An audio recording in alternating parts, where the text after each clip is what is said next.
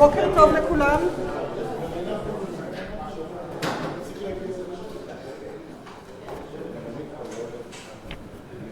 עדי, עודד, לשבת.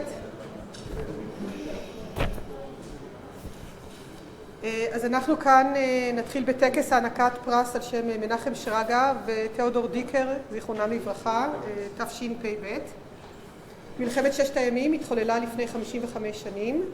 במלחמה זו נפלו שני תלמידים של המחלקה לגיאולוגיה. מנחם שרגא, זיכרונו לברכה, היה בן 27 בנופלו ביומה הראשון של המלחמה ב5 ביוני 1967 כלוחם בחטיבה הירושלמית. 3 ימים מאוחר יותר, בקרב בעיר גפגפה שבסיני, נפל תיאודור דיקר, זיכרונו לברכה, כשהיה בן 31. סרטוני ההנצחה שלהם נמצאים באתר המכון. מנחם וטדי סיימו את לימודי המוסמך במחלקה לגיאולוגיה.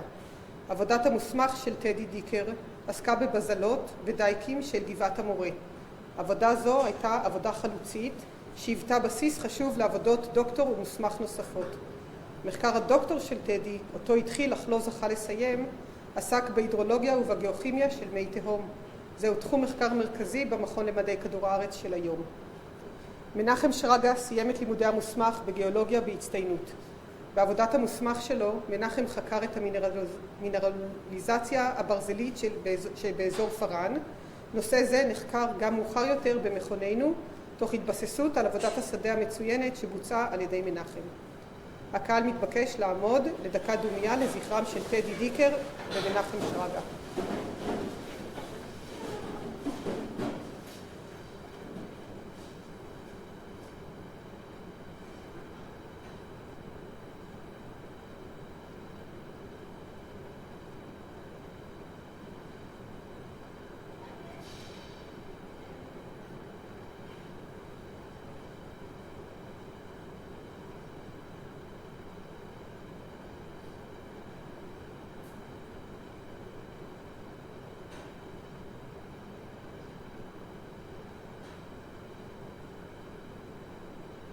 נא לשבת.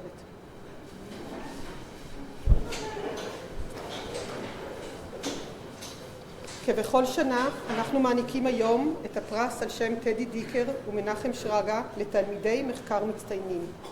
ועדת הפרס בחנה את המועמדים ובחרה השנה בסטודנט ובסטודנטית כחתן וכלת הפרס לשנת תשפ"ב. המחקר של לילך גונן מתמקד בשחזור המשטר ההידרולוגי בלבנט במרוצת ההולוקן בעזרת איזוטופים יציבים במולקולות אורגניות בדידות ובמערות נטיפים. העבודה נחלקת לשניים. החלק הראשון כולל קומפילציה ומידול של ההידרולוגיה האיזוטופית של מזרח הים התיכון והמזרח התיכון, ישראל, לבנון ועד איראן. בחלק זה לילך מראה שישנו קשר הפוך בין מידת זיקוק הענן והטמפרטורה במזרח הים התיכון. בתקופות הקרות יחסית של ראשית וסוף ההולוקן, מידת זיקוק הענן גבוהה, בתקופה החמה של אמצע ההולוקן, מידת הזיקוק של הענן נמוכה.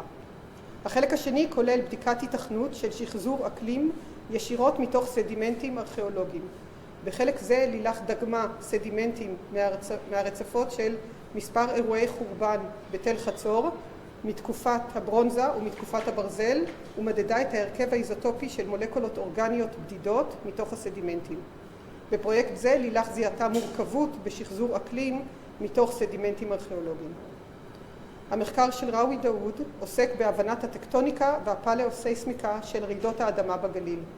מתי ואיפה רעידות אדמה פרצו על פני כדור הארץ, ומה זמן החזרה ועוצמתן של רעידות אדמה אלו. בעבודתו מיפה ראוי מישורי העתקים לאורך מערכת השבר של בית הכרם, ואסף דוגמאות לתיארוך חשיפה בעזרת איזוטופים קוסמוגנים, כלור 36. לאחר ניתוח כל הנתונים, ראוי מצא כי כל מקטעי השבר של בית הכרם נחשפו במהלך אירועים סייסמיים מסונכרנים ובדידים שהתרחשו לפני 12, 8 ו-4,000 שנה. כמו כן הוא מצא כי מערכת העתקים של בית הכרם מתנהגת בצורה מורכבת אך צפויה, המאפשרת לקשור את הפעילות הסייסמית עם ההתפתחות הטופוגרפית מעל העתק. לאור כל האמור בחרה הוועדה על תרומות מדעיות אלו להעניק לתלמידים לילך גונן וראוי דאוד את פרס שרגא דיקר לשנת תשפ"ב. ולראיה באו על החתום חברי הוועדה רונית קסל ואורי ריב. אבקש מלילך לבוא לקבל את התעודה.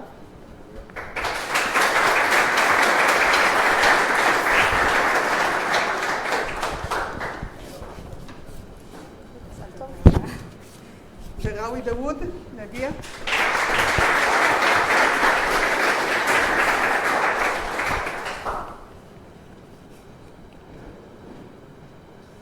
אנחנו מודים לחברי המשפחה של טדי דיקר ושרגא מנחם שלא יכלו להגיע היום.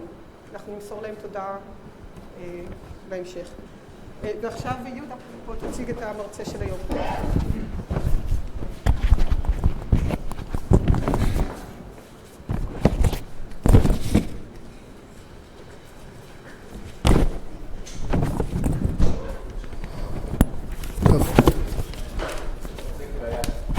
להזיק ביד, קצר, נכון.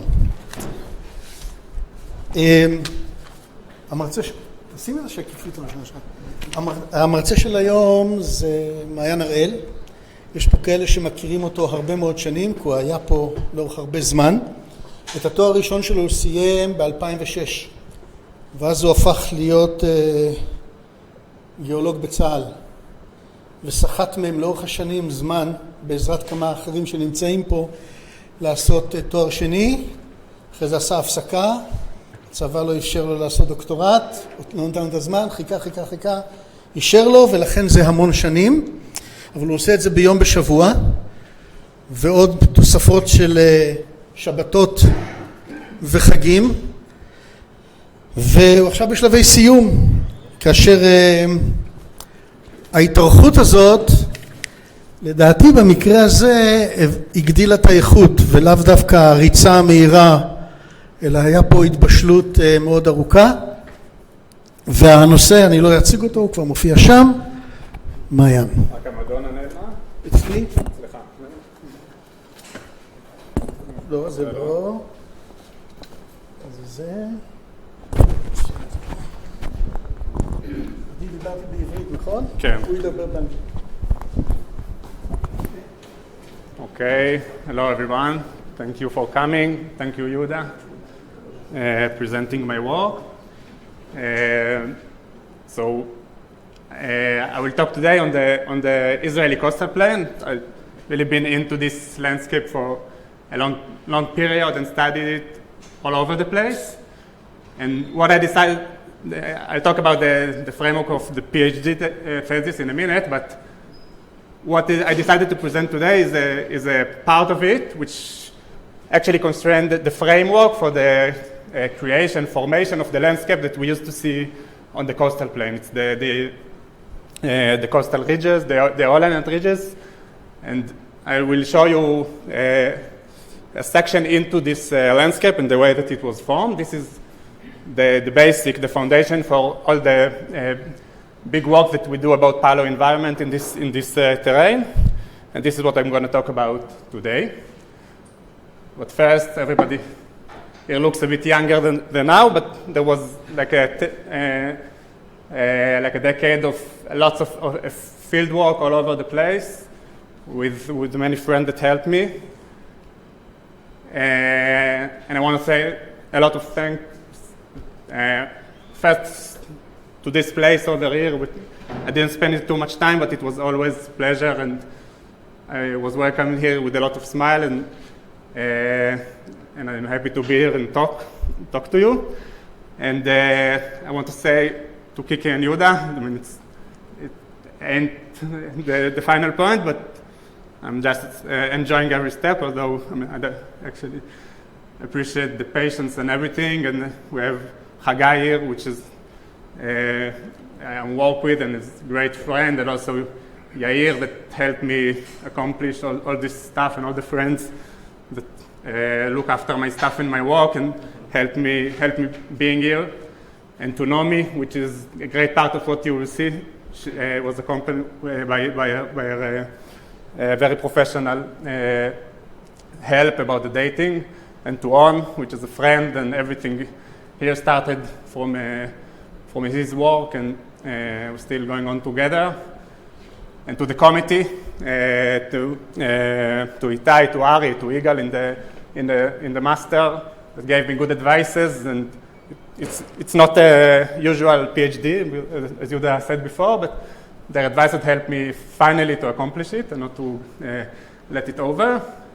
To Maggie and to everyone that's written here, a lot of field work and geological survey, many people that work on tons of samples, and I want to say thank you to everybody.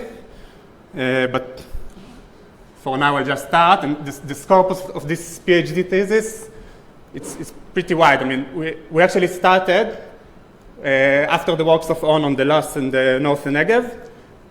We wanted to see an environmental record. We want to look into the coastal plain of Israel and to see the Quaternary environmental record that is kept within the buried and the exposed surfaces in this landscape. But pretty soon we came to the understanding that we don't know what's going on over there. You don't know if you look at the soil, a less deposit, a sediment, is it reworked, what is the age, when it was formed, where are the coastline that connected to this ridge that you see over there.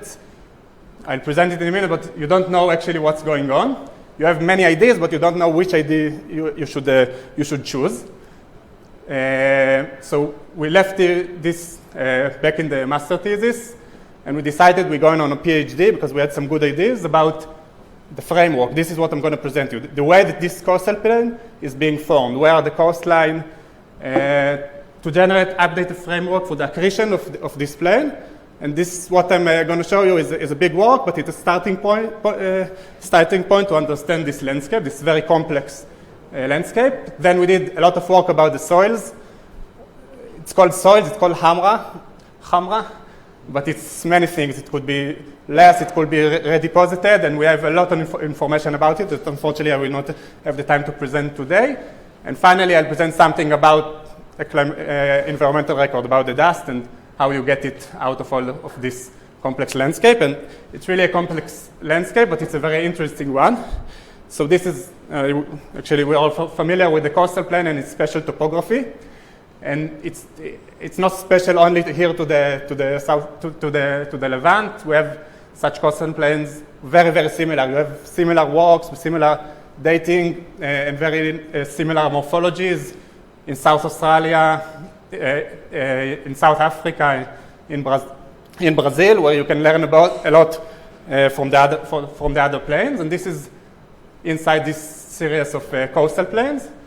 And it is actually, what we see here is a fossil landscape. We see dune activity, which were fossil, which were deposited, but they form very unique structures. Like you can see those platforms, you can see the shore parallel lines.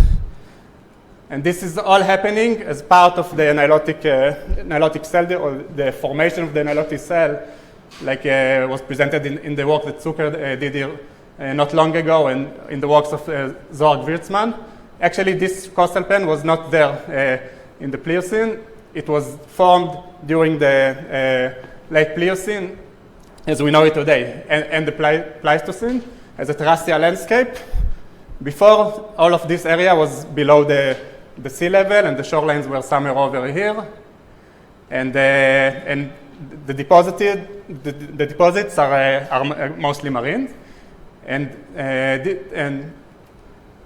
actually, Michael Davis gave us some chronological data about it in his PhD when we took some samples. Some were even sampled in the beginning of my thesis here in the sands of Ramle. And together with Ari, they dated those samples with the cosmogenic isotopes. And they get it's a complex issue. It's a very general age, but you get an age which is generally the Pliocene and the Pleistocene, it's not corrected. It was changed. Actually, you understand you're somewhere this is a terrestrial Pleistocene landscape. And this is what I'm going to talk about, the formation of this terrestrial landscape. And there was amazing, a lot of work being done on drill data, which it's good because it gives you the spatial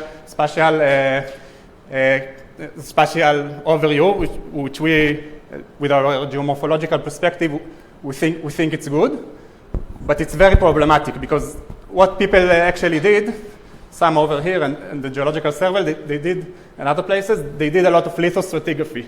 Now, even I will show you the outcrops. You look on outcrops, and it's very hard to correlate units. We don't actually know if it's a soil, it's a sediment, as I said before. And this, with the poor value or the poor knowledge that is kept in those water drill data, it's very hard to go to conclusion, but still people manage to do it. And the best latest stratigraphy was made by Gedalia Gwirzman. But we question, is it true to go to a terrestrial landscape and make lithostratigraphy? This is like a geological perspective. You can do it on carbonate, on marine sediments, but here, even in this lecture, you will see how complex this terrain is, and can you correlate, and can you define units? And you also need a model, a basic model, and the basic model here is kind of needs some revision. We actually know that the high stands, now, this was done before this understanding of the marine isotopic stages and elevation of sea, and we know that actually for the at least middle Pleistocene, the highest position of sea was pretty much on the same elevation. And here it describes some marine transgression and a kind of a layered sequence. And the connection between these deep sediments to the surface as we know it today is not clear.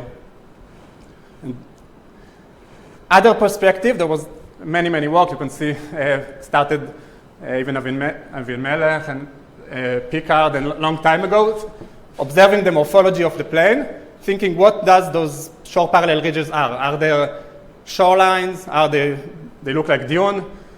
And this is from the great book of Almagor, where you can see many suggestions to the position of shorelines on this plane, and you could, eventually, when you come today and you want to look on this plane, you can just pick what you want. You don't know the exact answer because there were no outcrops, there were no dates, and this is leave us with some enigmas. And there was other thought, some looking on the sediments, like Netzer, and describing how did these ridges form? What is the Aeolian nature, the landform that formed those ridges? Some people suggested they formed inlet. They like we see today. The present is the key to the past. We see dune field. They were formed also by dune field, and you can somehow create several ridges from a dune field. But Zohar, with his insight on Aeolian activity, came and say, no, this cannot be. Such a Aeolian formation, a shore parallel formation, it must be a fore-dune.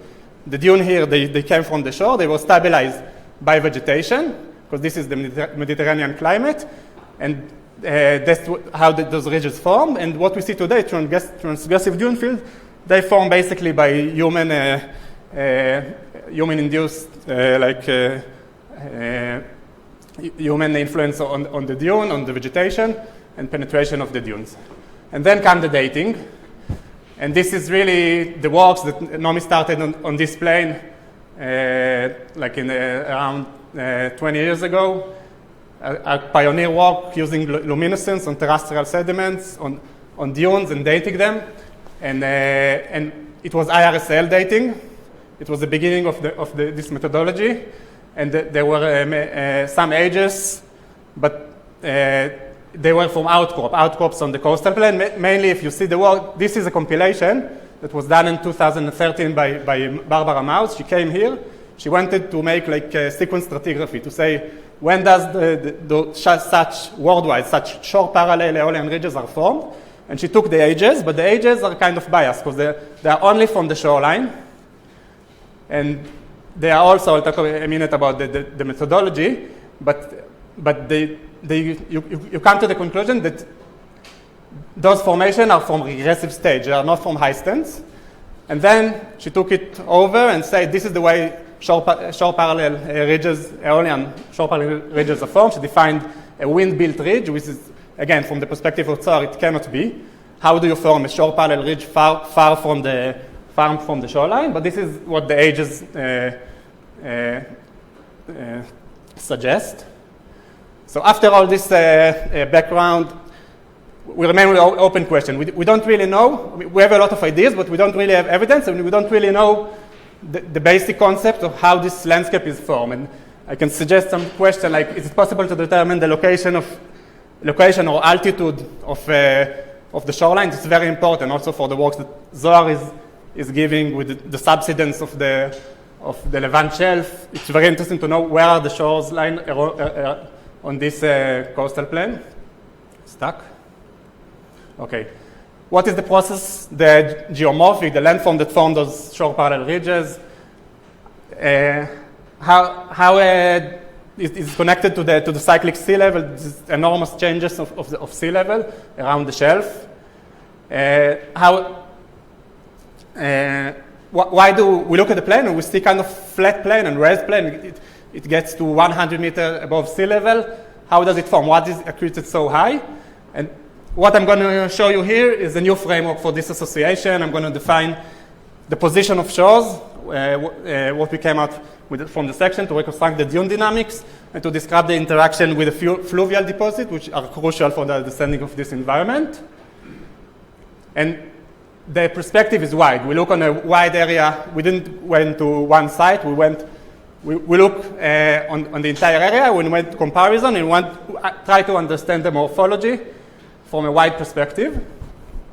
And this is all the section. We took all the past section. We went back to where it was dated. We went back to the section. We looked at them. We defined them, and we described. You see the morphology. You see the eastern, the eastern platform over here, and the western. And we just all over it took samples and described the association between different landforms.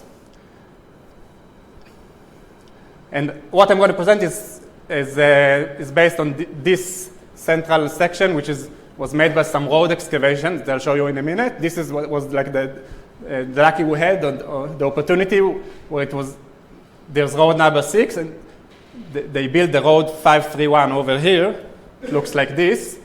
They ruined all the fields between Ra'anana and Herzliya, and they made this section, which gave us amazing outcrop. The first time we can actually look on the interesting transect from west to east, and not as we used to know along the shoreline, which is not the time sequence. And this is what I'm going to talk about. This is like a preliminary stratigraphy of this section. I went there on the weekends and all the time between the walks over there and described all this amazing several kilometer section, and it's correlated to areas like the Herzliya and Rishpon over here, and to outcrops on the coastal cliff.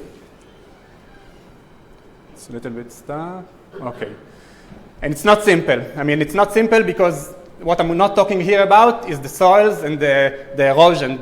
You look on the eastern platform, they're being weathered for a long time, you'll see for 100,000 years, and you need to really understand, not understand how can you do it on drill data, because you need to really understand what you're looking at, and even with this amazing outcrop, it was hard to locate the buried landscape, and you see that the relict surface, they erode the former landscape, and it's very interesting, and this is like the second chapter of my PhD, talking about all this interesting pedologic dynamics, and we have here the late Yoel Dam, which constructed the thinking about how, back in the 60s, how you think about those soils, and we have the opportunity to start this investigation with him before he died and passed away. And you can see here the leaching, the actually karst process into those landform, which is very interesting. And eventually you see sand, but it used to be allanite, and it was leached.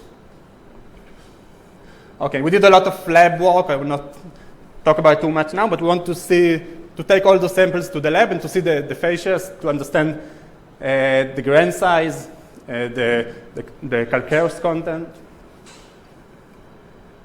Okay. And the luminescence is a thing. It's not simple, because the IR cell ages, they undergo anomalous fading. The ages that were published, they need some correction, and we made this correction, which is presented over here. It changes a little bit the ages, and it's conservative. It might be also a bit older. And also, as Gala in her PhD showed here from some from this same area. The OSL is saturated, and you need to use TT-OSL, and many of the samples we use both OSL and TT-OSL, and we learned that they are saturated for the luminescence signal, and you need to take the TT-OSL, and this is what we have done. So we did a lot of dating, and this is the landscape. I'm going to now start to show you the section, but an interesting insight is that you have two depositional systems. You have the drainage system, the fluvial plains, which there were a lot of literature talking about the interaction between fluvial, you have a changing position of the sea. And you have a lot of literature about the interaction between fluvial system and the position of the sea. But what we see here is the fossil aeolian succession, which are also formed by this dynamics, as we're going to see now. And you see the interaction, those very interesting. We located those kind of delta that actually formed inside the fluvial plain and connected to the formation of the shore parallel ridges that you see over here. And everything is being eroded and drainage. This is like a slope, flat slopes. All the blue stuff is under slope is under 1 degree. And now what I'm gonna walk you through the section. And this is the landscape. We're looking for south to north. This is the morphology. We have the current shoreline. We have shore parallel, very interesting ridge over here. We have this very interesting shore parallel line, and we have the eastern platform as opposed to the western lower terrain. Okay, run ahead. But we have this very interesting lineament. But I'll start from the present, from the shoreline that we see today. And what we actually see is a very interesting shoreline. It's transgressive shoreline into this raised plain. But some interesting feature about him is that you see the deposition was late glacial, or a little bit before the late glacial of the sands, as we see in a minute. But on top of it, when sea rise this time in the Holocene, very unique calcanite with a lot of skeletal grains was deposited before the dunes from the Nile came, the very well-sorted Nile dunes that you can see over here. This is an old picture from the Alexander Stream, and you see what we know today, all the sand fields that came after and buried this landscape, and were also dated also by Ruskin and by Nomi to several ages. We have several, in the Heistan, several events of transgressive coastal sands, and you have coastal features. You have beach rock, you have erosion platforms. This is our shoreline, and this landscape is looked. Now I'll take it back in time, and I will show you. Okay, we are used to see this landscape on the shoreline, but now I'm going to show you a section that go from here to here. This is like Rishpon, and this is Herzliya and Ra'anana, and this is the composite section, and it's very complex. I will just guide you and explain how this was described. It's lithostratigraphy from the field with pedostratigraphy, but it was done. I'm going to here. It enabled us to compare those two landscapes, the eastern landscape and the western landscape, and to say something about those lineaments that separates them, and also the inner lineaments. And I'll start with the eastern landscape, this raised landscape, and we have a lot of dating being done, but I just summarize it for you. In the core of this ridge, we found a very old stage 11 dune, which was buried. It was buried by dunes, and this dune, as you can see them in the field, they buried again what we think is a past glacial soil, and they buried it with an eolinite. You see it's erosion, but the very interesting, the thing that we found out in this landscape is this eolinite that buried the glacial dune. It looks like this. This was never shown before, that you have inside the coastal plain something like you found today on the shoreline. It's called on the shoreline Koukar Tel Aviv. On every ridge that we looked on the east, we found on top of it, and always on top of the glacial soil, we found that the beginning of the deposition is with this kind of of calcareite or skeletal grain sand, and then immediately the Nile sands come. This is very interesting. And also, we know it doesn't go inland too much. It stays on the shoreline. And this is, for us, kind of indication for a shoreline. So I don't have good example for it, but for now, but I'll show you why I think this place could be connected to past shoreline, but it will be better to look at it on this slope over here, which is actually this slope that we see over here. We did a lot of dating and soil study on the entire platform. And what we actually see is kind of, if we take like the central edge, you see that this platform was covered kind of on stage 9 with dunes. It's kind of describe what we know from this structure, what we call the strawberry fields, which cover this platform. They origin in some kind of dune field like we know today. We know such dune fields. I can say something about the size of them, but this is the first observation. Second observation from this drop itself, and I'm taking you over here. I put here the estimated position of the groundwater. We're talking about the edges point us to high stands, and roughly the same elevation like now, and it brings the sea and the groundwater to similar elevation. And what we see here, and we had amazing outcrop into the trough from this enormous road excavation, and we see this slope, and we see it's kind of a slope with evidence of erosion. You can follow this eolinite, which is eroded, and then we get down 2 meters above sea level, which is today it's buried with it was buried with 20 meters of sediments. You'll see soon, but we see the groundwater, and we also got age, which is kind of similar, roughly to the age here, and we can this let us know together with this calcareite up position over here that actually this thing that we see here is kind of similar to the shoreline today. It's an erosive shoreline that was formed when it was formed roughly on stage 9, and possibly it followed a previous one over here that was formed on stage 11. And this is an extension over here to this platform. We didn't have the exposures, but if you look on the drill data, you see those platforms. You see the very good drill data that Isar and also Gewirtzman and everybody describe are along the shoreline. You see this, which we interpret as kind of a coastal erosion platform. So this is, this is just a summary of what we saw now. I think I'll run ahead. But so I talked to you about the eastern complex, and I leave it behind because we have very interesting stuff from the western complex. What's going on top of this platform? And it looks like this, and I'll guide you through it. So the eastern landscape is like this.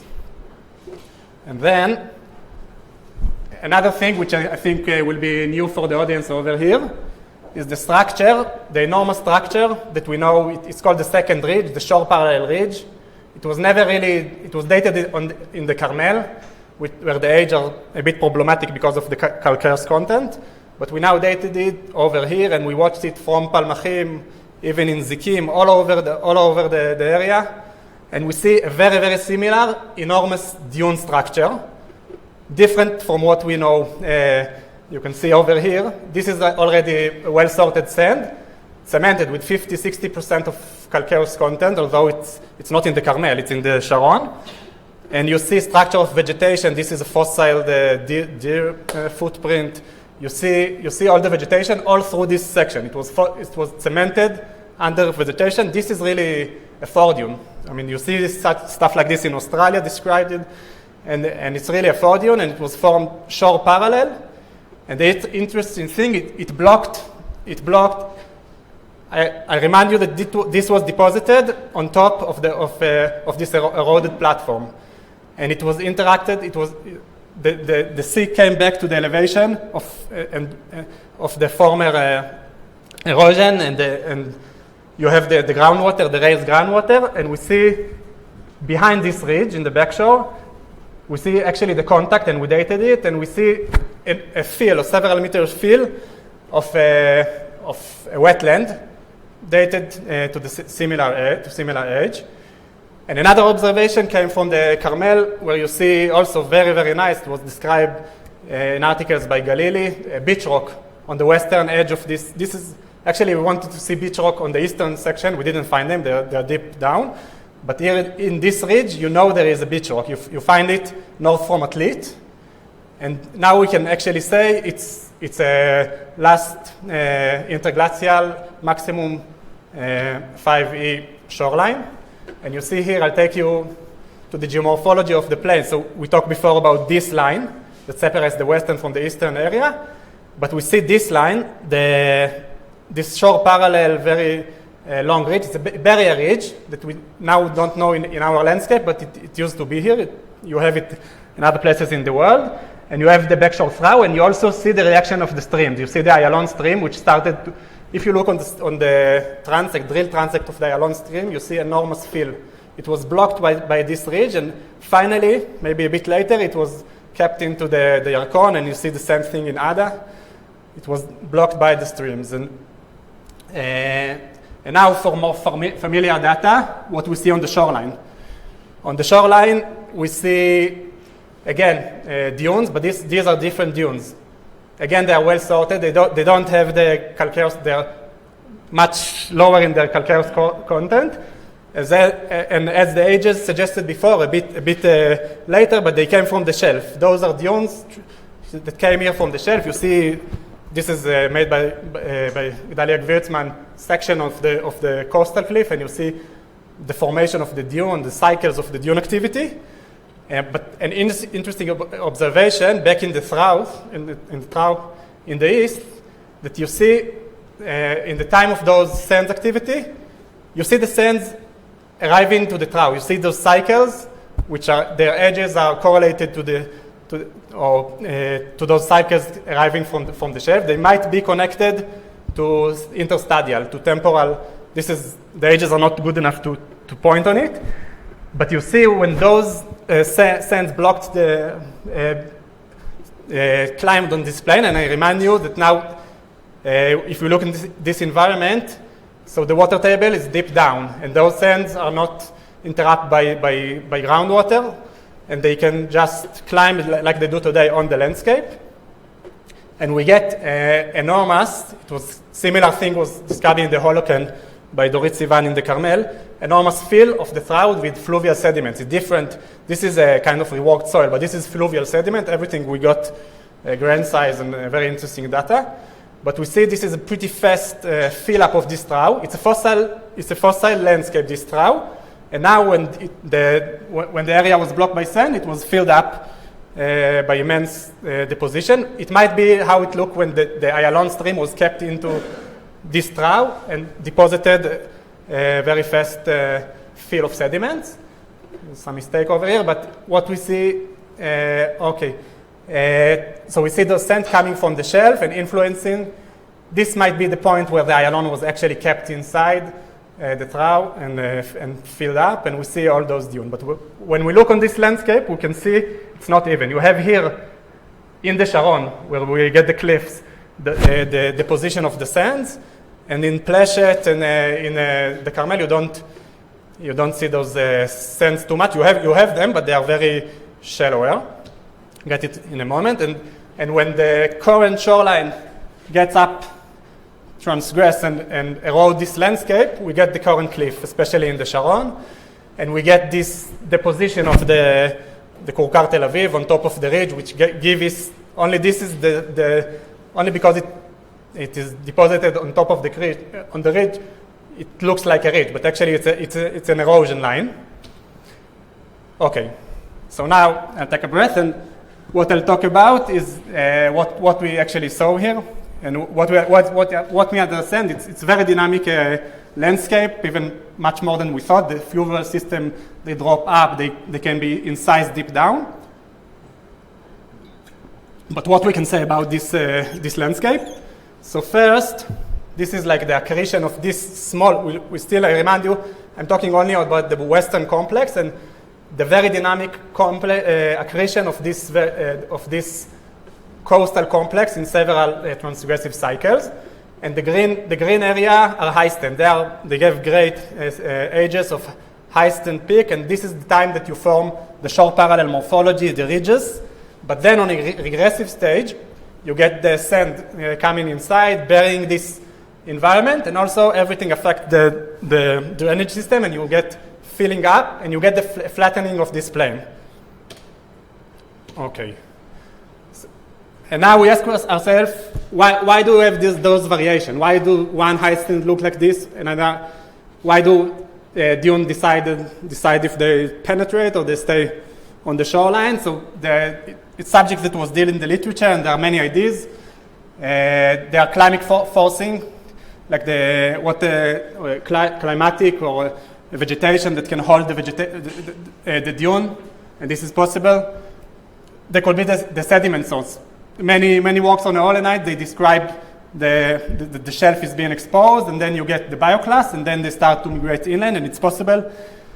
But I think it's not what we see here. We can explain it without too much problem with a physiographic explanation, because we have the current shoreline, which is, we have similar climate along the shoreline, but still we see different phenomena. This line is, I took the shoreline and I just calculated the backshore. I mean, how high is the backshore?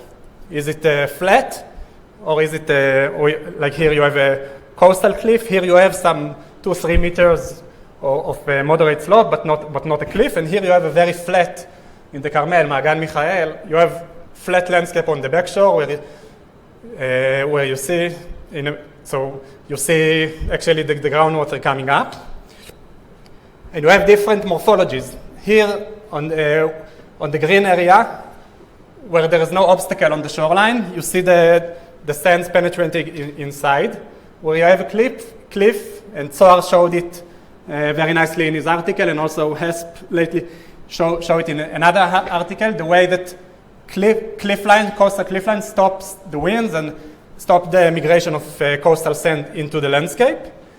But you have another phenomena, which is kind of reminds us the barrier that we talked before. You have on the Carmel, where you have the wetlands, which are now look like this. You have you have the groundwater, and you have the vegetation, and dunes are on the shoreline.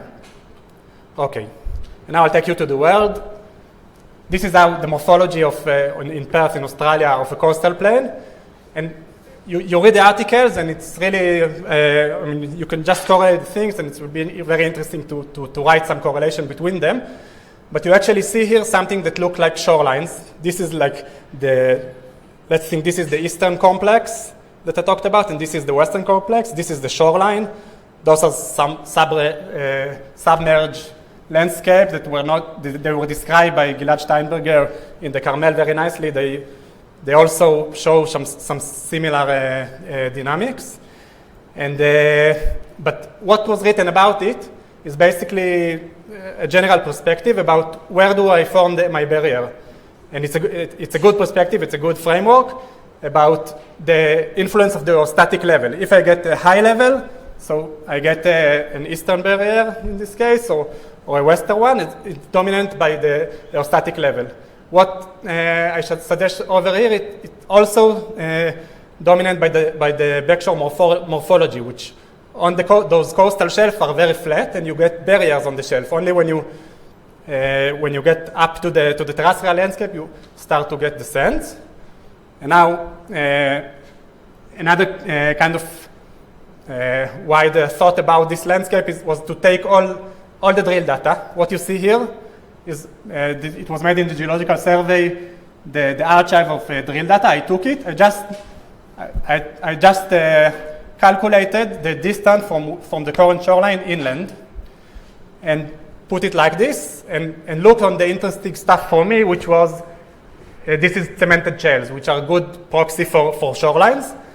And the interesting thing, you see here the Pliocene, with some raised shores. And if you look, you see the uppermost coastal features on this plane are pretty much flat, they pretty much correspond to the high stand.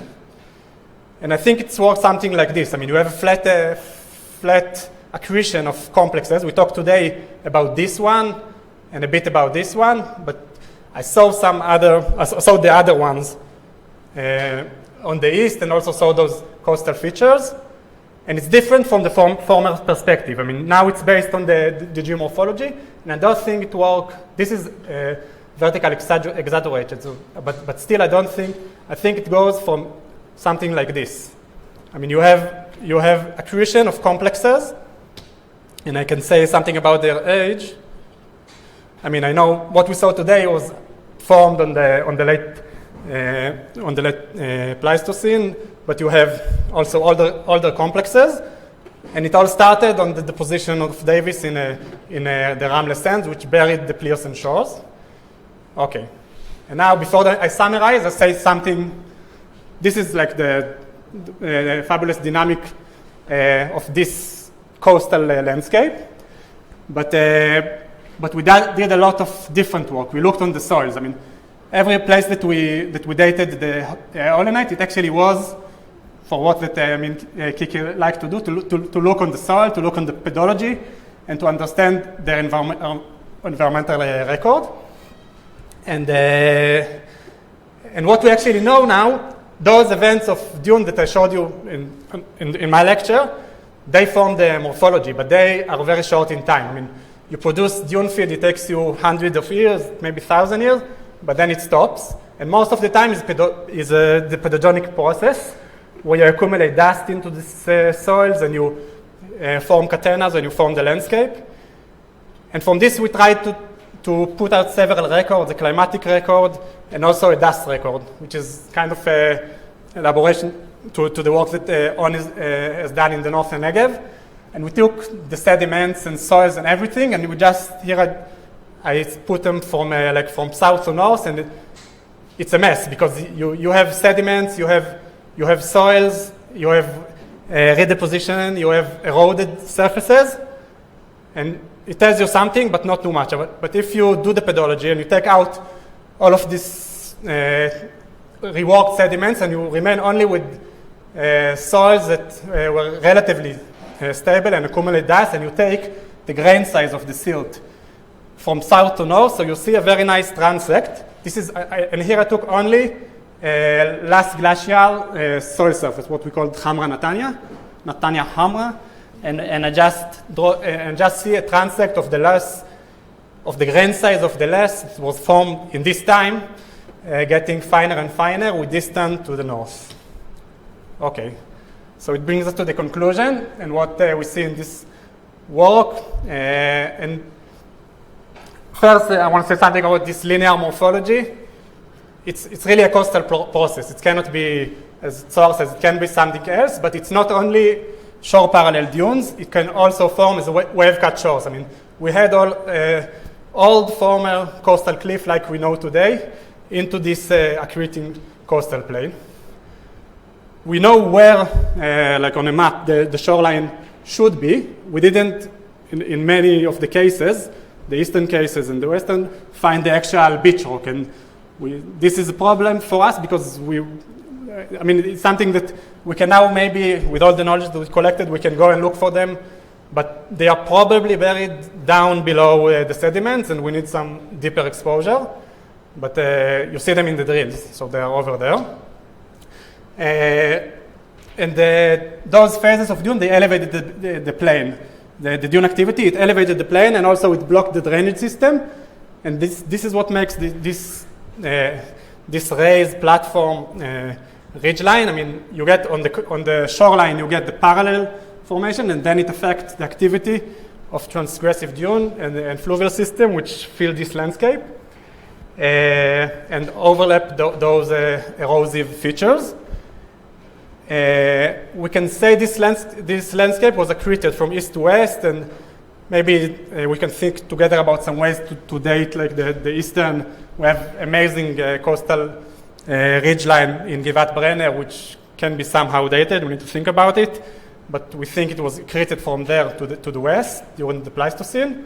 And last, but not least, we know this is only a small part of the story. This is the framework. And what I didn't show you here today is the landscape process, the complex landscape. You make those landscape, those dunes, and then you leave them for an entire glacial or sometimes for many more in the eastern area, and you make erosion, and you form the catena, the soils, and there, in the place that there you have the temporal transect. Then there you can go for the isotopes, and now we can tell exactly where, and we also did some of it, and can say I have here kind of temporal transect, Pleistocene, archive. We worked a lot with archaeologists. We found a lot of prehistory stuff, and we can now say a lot more about this stuff. But this is for another lecture. And that's it. I want to thank you. Awesome. Questions?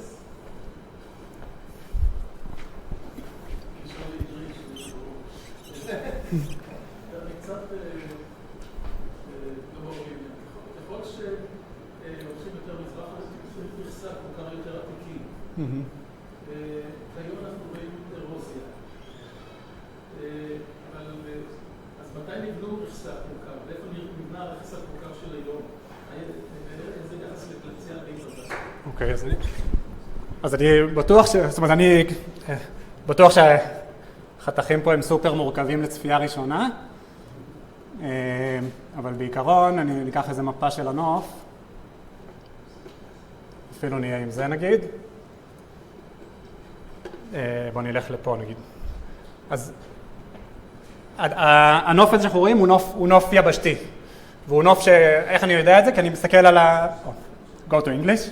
This landscape, it's terrestrial. We're looking on the section, we see dunes, we see vegetation, and we have the ages, as I described.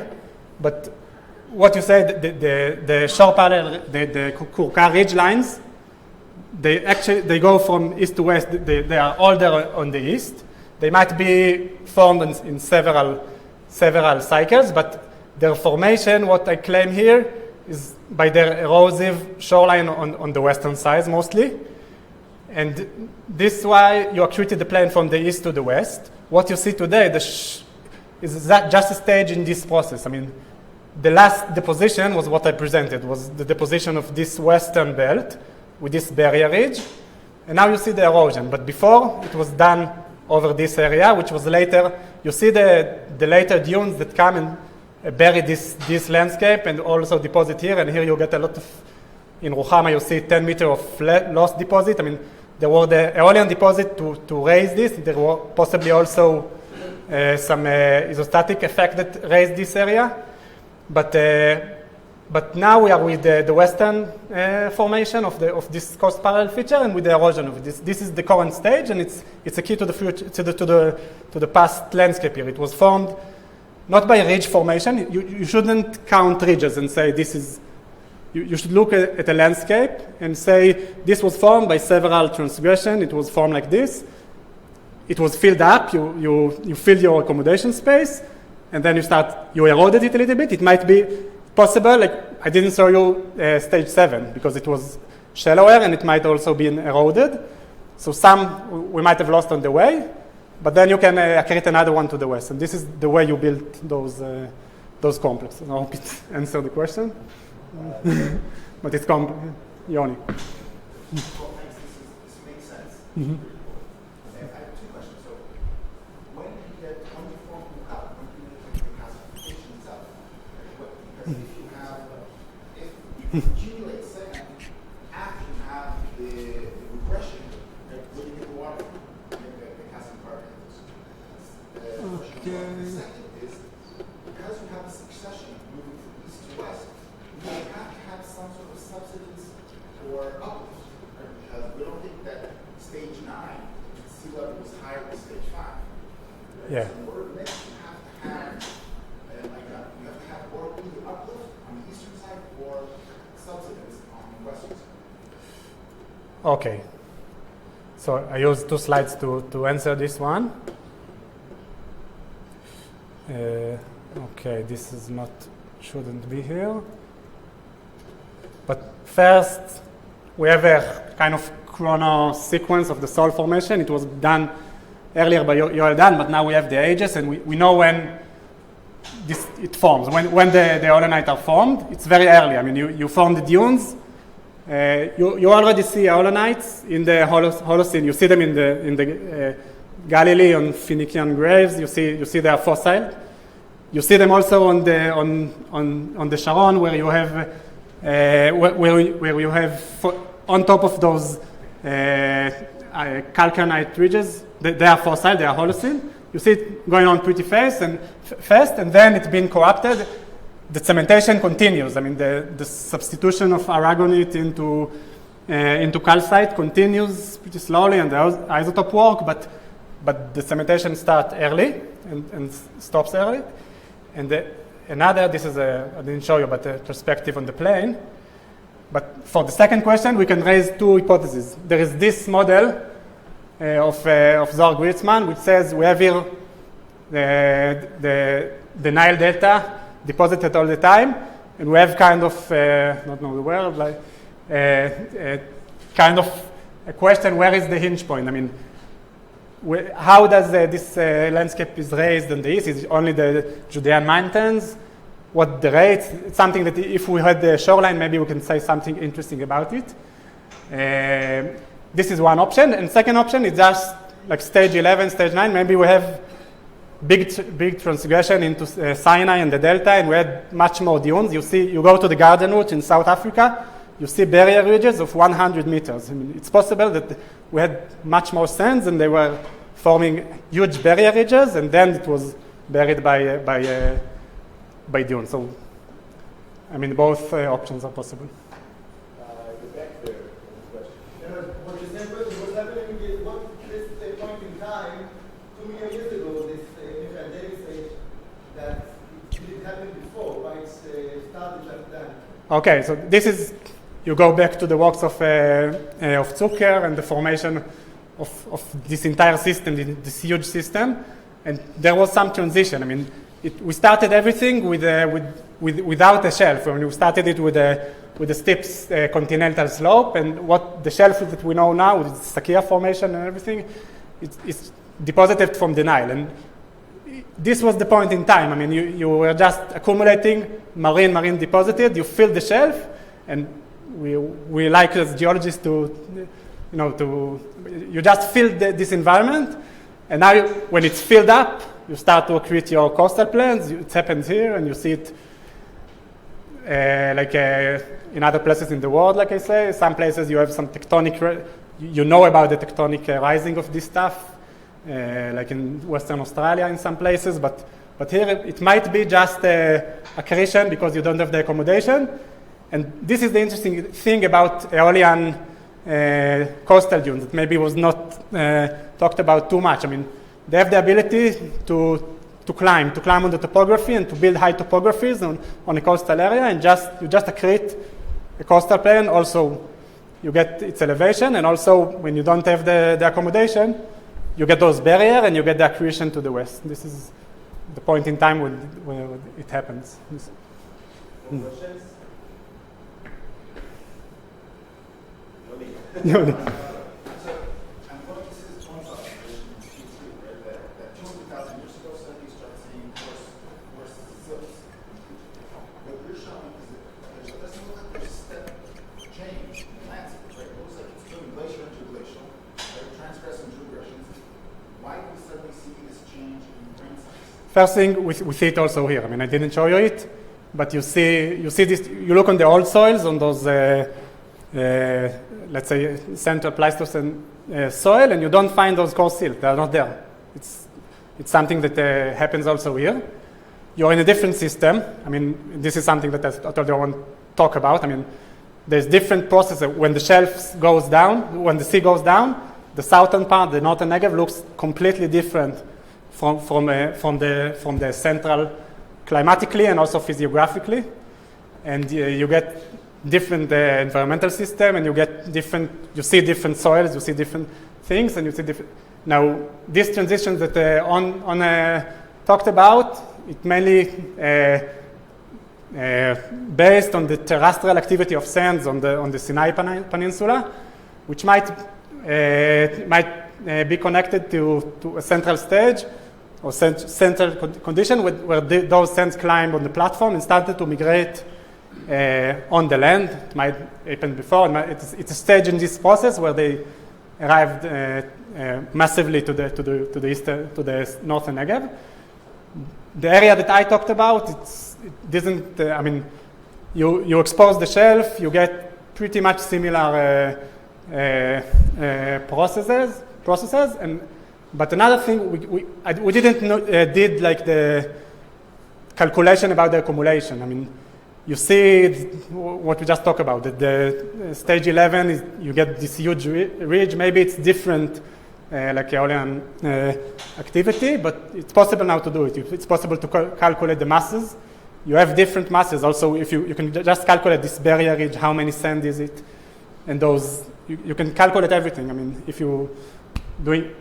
Actually, I went back to those drills. There's the atlas that I showed you before of that Ecker made with the drill data, and you look on the drills with this precision, and you can just mark new lines. You can see the cliffs. You can do a new revised lithostratigraphy, or you can get, like I took this erosion shoreline, you can take some insights from them and to learn something new from this drill data. So this is also an option. I actually have a question. Good.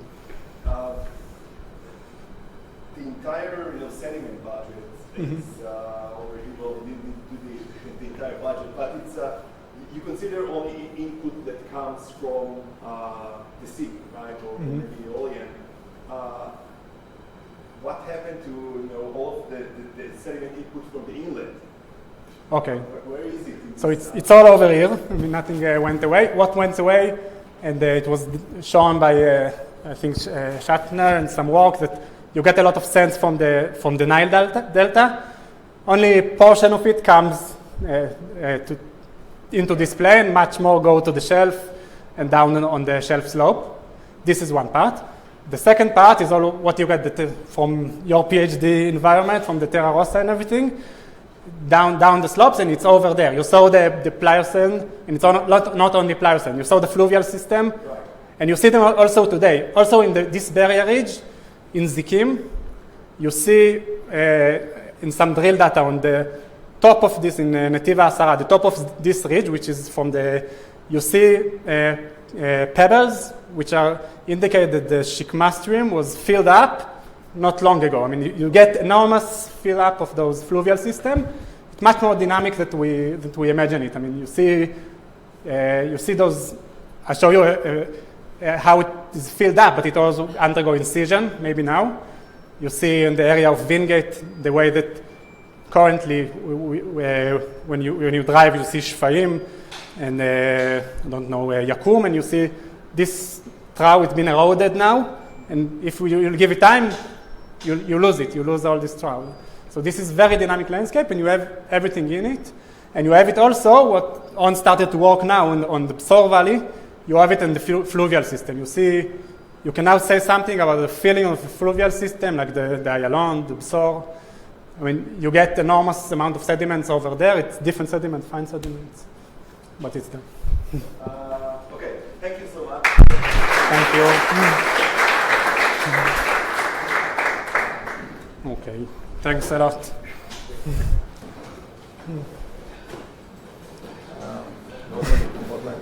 מה, סבבה. כן, שרדתי.